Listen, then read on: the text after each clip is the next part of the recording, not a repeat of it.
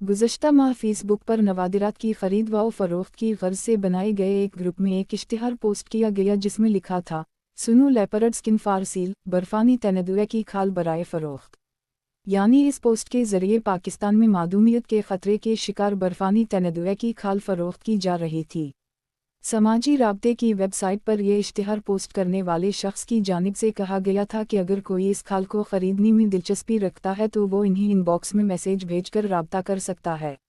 ये इश्तिहार पोस्ट किए जाने की इत्तला महकमा जंगली हयात पंजाब तक भी पहुंच गई। सूबा पंजाब के महकमा वाइल्ड लाइफ के हुक्काम का कहना है कि बर्फानी तेंदुआ की इस कीमती खाल को स्मगल करने की कोशिश को नाकाम बनाकर एक मुलजिम को गिरफ्तार किया गया। गिरफ्तार मुलजिम ने मकामी मजिस्ट्रेट की अदालत में इकरार जुर्म कर लिया, जिसके बाद उन पर 1 लाख रुपए जुर्माना आयद करके रहा कर दी गया है, जबकि ये खाल वाइल्ड लाइफ हुक्काम ने जब्त कर ली। पंजाब की सीनियर वजीर मरियम औरंगज़ेब के अंदाजे के मुताबिक इस खाल की कीमत कम अज़ कम $20,000 है, यानी 50 लाख पाकिस्तानी रुपए से भी ज़्यादा। एक्स पर एक पैगाम में इन्होंने कहा कि ये ऑपरेशन जंगली हयात के गैर कानूनी कारोबार के खिलाफ जारी मुहिम का हिस्सा है। उनका कहना था कि बर्फानी तेंदुआ पाकिस्तान में मादूमियत के ख़तरे का शिकार है और इनकी तादाद सिर्फ 400 रह चुकी है। वाइल्ड लाइफ पंजाब के special squad assistant director Asim Kamran के मुताबिक इस खाल को बरामद करना और मुलजिम को गिरफ्तार करना इतना आसान नहीं था। उनके बकौल मुलजिम इंतहाई चालाक था, जिसने 2 बार गिरफ्तारी की कोशिशों को नाकाम बनाया। वाइल्ड लाइफ पंजाब के डायरेक्टर जनरल मदसर रियाज का कहना है कि ये पंजाब की तारीख का पहला वाक़या है कि यहाँ पर बर्फानी तेंदुआ की खाल पकड़ी गई हो।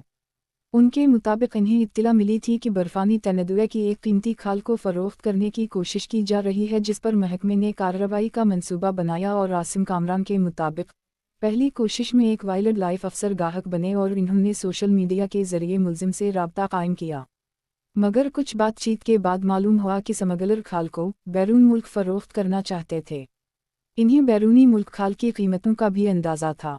वाइल्ड लाइफ पंजाब के डायरेक्टर के मुताबिक इन्हें 12 लाख रुपए की पेशकश की गई, जो स्मगलरों ने कबूल कर ली, मगर फिर इन्हें शक हो गया और इन्होंने राब्ता मुनक़ते कर दिया। वो बताते हैं कि हमारे पास ज़्यादा वक्त नहीं था। एक और कोशिश के तौर पर एक और ऑफिसर से कहा गया कि वो गाहक बनकर राब्ता करे। इस मर्तबा हमें लगा कि मुलजिम परेशान है। इसने ज़्यादा मोल तोल और बहस मुबाहसा के बगैर 10 लाख रुपए के एवज़ ये खाल देने की बात की। ताहम ये मंसूबा भी कामयाब न हुआ, क्योंकि जिस मकाम पर उसने मिलने का बताया वो उस मकाम पर नहीं पहुंचा और इसके बाद उसने सोशल मीडिया से वो पोस्ट भी डिलीट कर दी। महकमा वाइल्ड लाइफ के लिए सोशल मीडिया के ज़रिए स्मगलरों को ट्रेस करना मुश्किल था, इसलिए इन्होंने तहक़ीक़ात का तरीक़ाकार तब्दील किया और मुलजिम के ख़ानदान के ज़रिए उनका नंबर ट्रेस किया। मुलजिम की शनाख्त के बाद इन्हें गिरफ्तार तो कर लिया गया, मगर उनके पास खाल नहीं थी। उस वक्त इन्हें मालूम हुआ कि मुलजिम ने गिरफ्तारी के ख़दशे से पहले खाल कराची से लाहौर बज़रिया कॉरियर मंगवाई थी और अब वो उसे लाहौर से वापस कराची भेज रहे थे। दिलचस्प बात यह है कि तेंदुए की खाल ट्रांसपोर्ट करने के लिए लेपर्ड कॉरियर नामी कंपनी की सर्विस इस्तेमाल की जा रही थी। पाकिस्तान में लेपर्ड कॉरियर सर्विस के मार्केटिंग डायरेक्टर अब्दाल हलीम ये तस्लीम करते हैं कि खाल ट्रांसपोर्ट करने के लिए एक पुराने गाहक ने पार्सल बुक करवाया था, ताहम कंपनी से गलत बयानी की गई थी।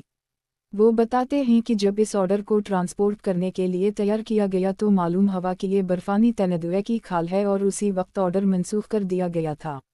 महकमा वाइल्ड लाइफ के एहलकार आसिम कामरान बताते हैं कि उनकी टीम ने पुलिस के हमराह लेपर्ड के दफ्तर पर छापा मारा। अगर हमें कुछ और ताख़ीर हो जाती तो ये खाल जा चुकी होती।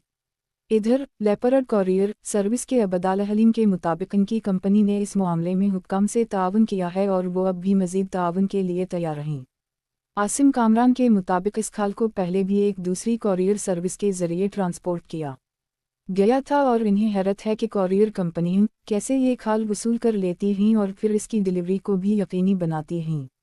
दरी असना हुक्काम के मुताबिक मुलजिम ने मजिस्ट्रेट की अदालत में इकरार जुर्म किया, जिस पर इन्हें कवानीन में नरमी के बायस 1 लाख रुपए जुर्माना हुआ और अदालत ने इन्हें रिहा भी कर दिया। बासर लोगों की पुष्ट पनाही का इल्ज़ाम।